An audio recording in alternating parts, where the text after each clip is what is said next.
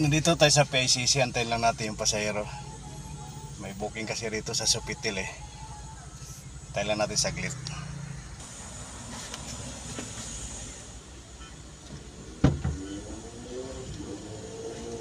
Hello kuya, good afternoon. Ang bango naman ang sasakyan mo kuya.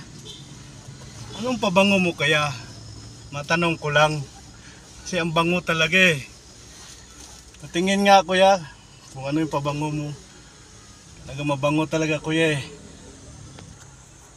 Tinatanong niyo po sir kung ano yung pabango na ginagamit ko rito sa Grab, sa sasakyan ko. Ito lang po oh. Downy. Usually lagi ito ang ginagamit ko mula pa nung nagtaksi ako.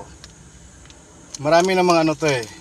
Maraming kulay, nasa sayo kung anong option gusto mo. Pero ito talagang pinaka-paborito ko. Yung Downy na blue. Kasi ginagawa ko, yan, ginaganyan ko lang siya dyan. Binubuhos ko lang sa likod, dito sa harap, para kumalat lang ang amoy. Yan. Ganyan lang siya. Tapos, yan. Lagi tatlo ang binibili ko para may reserba. Kasi kung ilagay doon sa spray, nagbabara yung spray at ito, bubuhusan lang ganyan konti. Yun na. Tapos pagka mawala ng amoy, ibubuhos natin uli. Kaya Downy ang paborito kong pabango dito sa loob ng sasakyan.